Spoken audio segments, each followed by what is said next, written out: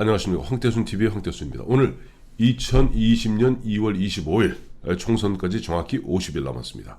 지금 인천 부평갑에서 열심히 뛰고 계시는 현역 의원 정의섭 의원 오셨습니다. 안녕하세요. 네, 안녕하세요. 정 의원님. 예. 지금 인천이 지역구가 몇 개예요? 인천이 13개입니다. 13개. 그 지금 여야 비율이 어떻게 됩니까? 여야가 민주당이 7, 민주당이 또 7. 저희 당이 6. 네. 예, 그렇습니다. 6. 예. 팽팽하군요. 7대 6이죠. 예. 팽팽해요. 팽팽한. 매년 매 선거 때마다 팽팽합니다. 그렇죠. 예. 그것도 보니까 동서가 또 딱 나뉘더라고요. 그렇죠. 바닷가 쪽하고 육지 쪽하고. 예, 딱 나뉘는데 사실 보면은 좀 황교안 대표가 이번 저 21대 총선을 놓고 나름대로 뭔가 이제 포석을 두고 있어요. 서울 같은 경우는 종로를 중심으로 해서 오세훈, 그렇죠. 나경원, 예. 그런데 최근에 이제 김태우, 예. 그래서 전 강서을에 저 검찰 수사관이죠. 예. 이쪽 문재인 정권에 의해서 억울하게 잘린. 그다음에 아직까지 보니까 이제 부산 경남에서는 아직 픽스를 못한 것 같아요. 아직 대구도 뭐 아무래도 이쪽 우한 폐렴 때문에 예. 보면은 대구는 아직 뭐 면접도 못했더라고요. 면접도 못했어요. 예. 예.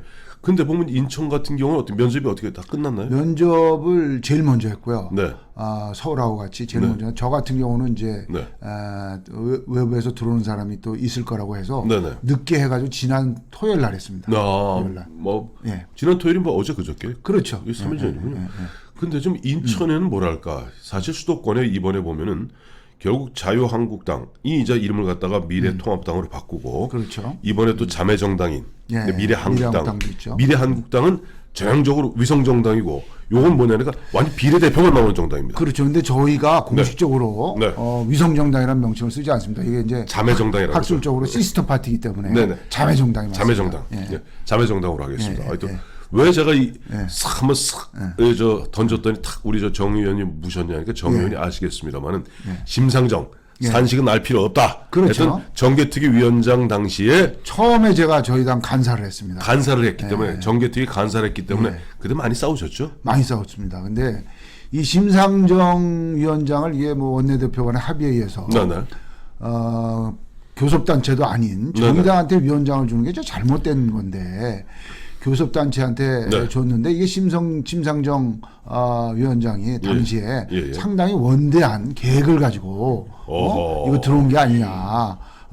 그래갖고 이 뭐 민주당과 모종의 뭘 계획을 짜가지고 그렇지 않고서 왜 교섭단체도 아닌 정의당에게 위원장을 줍니까? 이게 정개특위 위원장이 얼마나 중요한데 국가의 근간을 다루는 건데. 글쎄 말입니다. 그래서 거기서부터 저는 좀 문제가 있었다고 생각을 합니다. 사실은 그 당시에 보면 나경원 원내대표 시절이죠. 아닙니다. 그때는 아닙니까? 김성태. 김성태 원내대표 시절.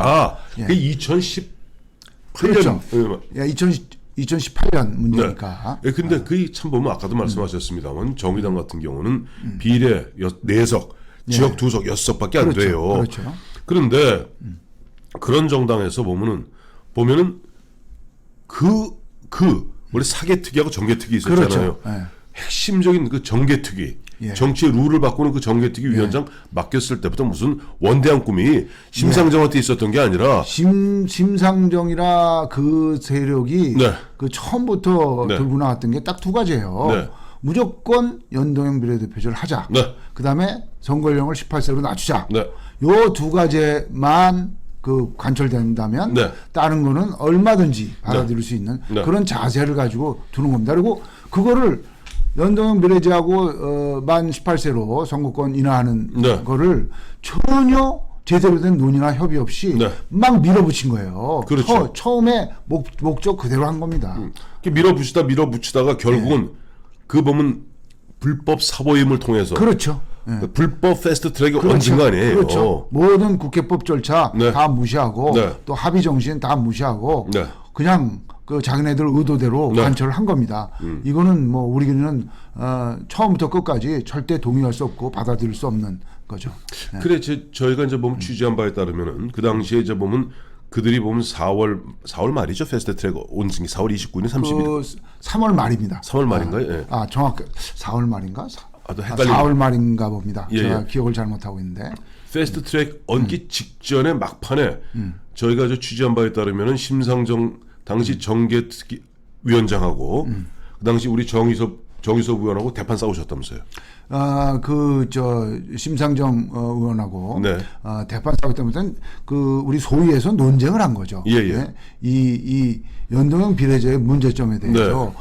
그 문제점을 전혀 시정하지 않고 예. 시행을 하면 이거는 전 세계에 없는 제도인데 네. 전 세계에 어디도 하지도 않는 제도를 네. 문제점이 빤히 보이는데 네. 그거를 시정 안 하고 하면 이거는 다른 나라에서 시행한 거면 예를 들어서 베네수엘라라든지 네, 네. 알바니아라든지 네. 레소토에서 했는데 네. 한 번 하고 안 했어요. 안 했어요? 왜? 문제점이 발견이 됐거든요. 그래서 그 문제점을 시정하기 전까지는 네. 이거는 함부로 해서는 안 되는 제도다. 그러나 저쪽은 목표가 있는 거예요. 네.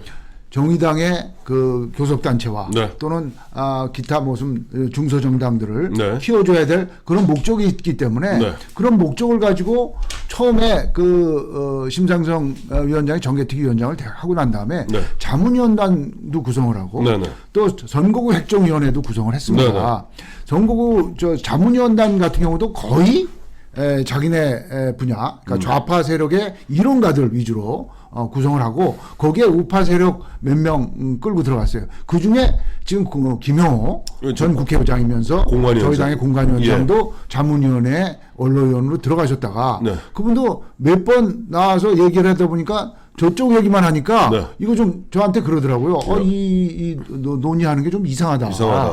그렇게 말씀하시고 그 다음서부터 잘 안 나오셨어요. 참여를 안 하셨어요. 왜냐 이게 자문위원단을 거의 심상정 위원장이 구성을 했기 때문에 그런 데부터 편향이었고 그래서 저는 자문위원장 처음에 네. 나도 자문위원단들 얘기를 듣다가 네.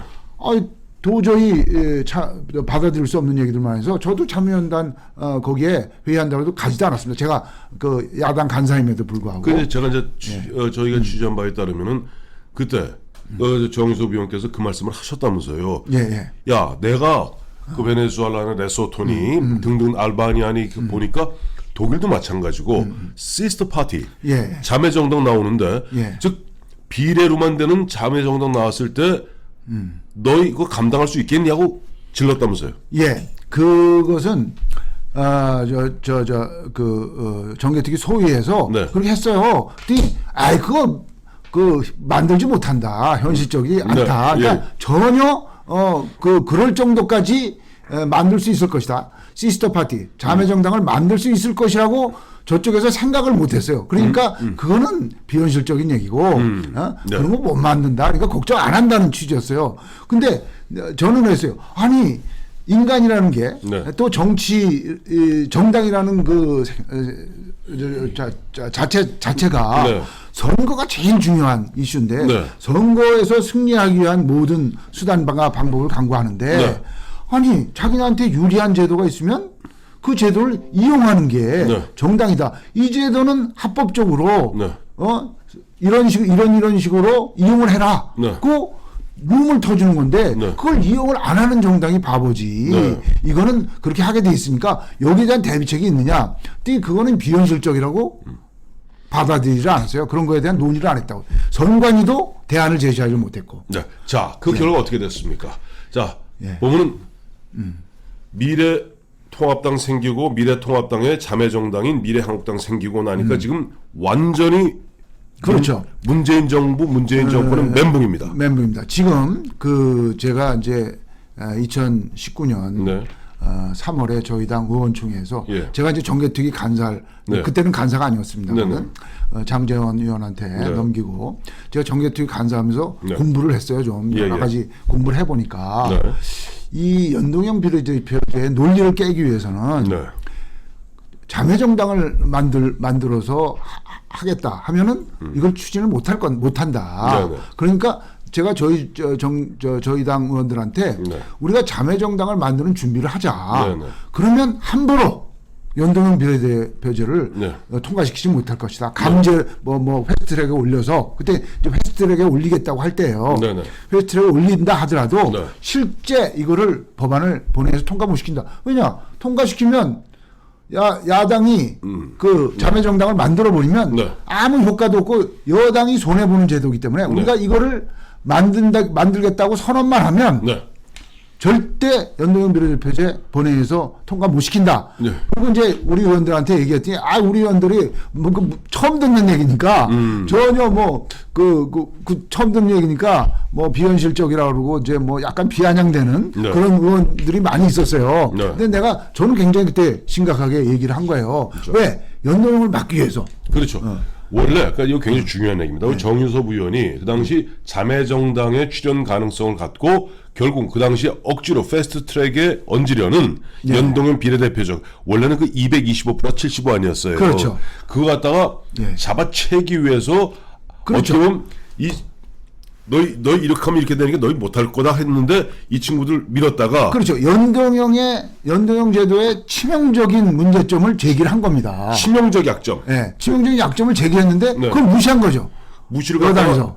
여당에서 무시하고 설마 했다가 지금 완전히 그렇죠. 멘붕이 되다 보니까 김정숙 영부인 김정숙 여사의 가장 절친인 손혜원 무소속 의원 보니까 군부를 떼면서 이제 만들겠다는 식으로 얘기하고 있고 나는 하기 싫은데 의병이니 의병 의병 얘기는 이인영 얘기입니다. 이인영. 그다음 윤건영 그 얼마 전까지 청와대에서 국정상황실장하던 윤건영 그 후보자가 또 그 얘기를 꺼내고 박지원 의원이 봐라. 그렇지. 내가 해야 된다고 그러지 않았냐. 자 민주당도 이제는 자매정당을 만들어라. 하니까 이인영 원내대표 나와서 하는 이야기가 의병이 나오는 거 어떻게 우리가 막을 수 있으려 하는데 만들 수 있습니까 지금? 그 50일 남았어요. 민주당이 주도해서 만들기는 어려울 겁니다. 그리고 자기네들 논리에 맞지 않아요. 자기네들이 연동을 주장을 했으면 그거는 자기네들이 비례 의석을 일정 부분 포기하겠다는 건데 자매정당을 만들면 포기하지 않겠다는 거 아니에요. 그렇다면 그건 자기네 논리의 전후가 모순이 되는 거죠. 그래서 만들지 못하는데 아마 기존에 만든 정당이나 또는 당 바깥에 있는 세력들 지금 말씀하신 손혜원이라든지 정봉주라든지 이런 친구들이 만들 수는 있겠죠. 그러나 그 파괴력은 뚝 떨어질 겁니다. 원래 그 자매정당의 개념하고 맞지 않기 때문에 그 파괴력은 굉장히 떨어질 거예요. 저 처음 알았어요, 사실은. 저는 어느 교수님이 자매정당 아이디어는 제가 제공했고 아이디어 여기군요. 삼파가 여기 아이디어는 제가 제공했고 나중에 책으로 쓰신 분은 있지만 저 정개특위에서 그걸 가지고 민주당하고 싸우고 또 심상정 위원장하고 싸우고 또 의원총회에서 이렇게 해야 된다고 아이디어를 제공한 것은 저고 그건 인터넷에 다 나와 있는 얘기고요. 제 발언이 그 아이디어를 제공하고 그걸 나중에 이론적으로 책으로 써서 내신 분은 따로 있죠. 네, 그렇습니다. 자, 지금 보면 이제 50일 남은 4.15 총선. 지금 보니까 문재인 정부, 문재인 정권은 굉장히 흔들리고 있는 것 같습니다. 아무것도 좀 국민들에게 3년간 잘한 게 뭐가 있습니까? 제가 그 말이에요. 3년간 잘한 게 뭐가 있어요? 한 거 아무것도 없어요. 그냥 전 정권 사람 때려잡고 옛날 정책 뒤집어 엎고 이런 거였지. 김정은 잡고 손잡고 그렇죠. 뺑뺑 그 가짜 평화하고 이런 거지. 국민들을 위해서 국가의 미래를 위해서 뭘 했습니까? 그렇습니다. 그런 가운데 보면 지금 민주당 완전히 멘붕 상태인데 사실 보면은 우리 정유섭 의원 심상정 의원과는 그래도 같은 정개특위에서 미운정 고운정 많이 들었을 텐데 지금 심상정 의원 또한 멘붕입니다.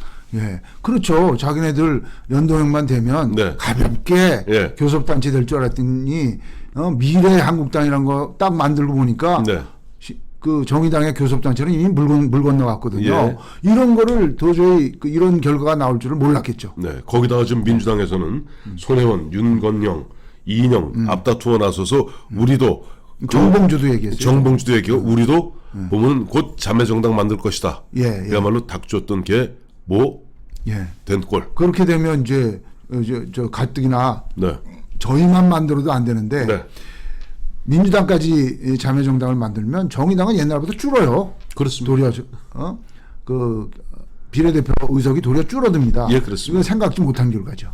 그렇습니다. 세상에 마음 그렇게 보면 어거지 쓰고 억지 쓰고 권력 좀 잡았다고 권력 잡은 사람 옆에 빌붙어서 그런 식으로 새도 부리던 심상정. 저건 다시 대학 동기예요. 그래요? 이 심상정 의원 참 보면 정의당에 정의도 없고 그야말로 조국밖에 없다는 그런 비아냥만 남은 것 같습니다. 그렇죠. 자기 연동형을 잡기 위해서 뭐 다른 거에 대한 다 동조해 준 거 아니에요. 그렇죠. 자기네들 볼 때도 스스로도 생각했을 거예요. 이게 네. 조국 문제나 이런 게 네. 잘못된 거라고 생각했음에도 준연동형 비례대표제 이것 때문에 모든 걸 포기한 건데 지금 결과가 안 좋죠. 네. 그렇습니다. 오늘 정의섭 의원 모시고 선거 50일 남은 이 시점에서 그 미래한국당 또 미래한국당의 출연으로 말미암아 흐트러진 그리고 이런 분위기에서 지금 문재인 정권, 문재인 정부를 심판하려는 그 분위기 인천에서 과연 어떻게 일으킬 것인가 한번 짚어봤습니다. 네. 감사합니다. 감사합니다.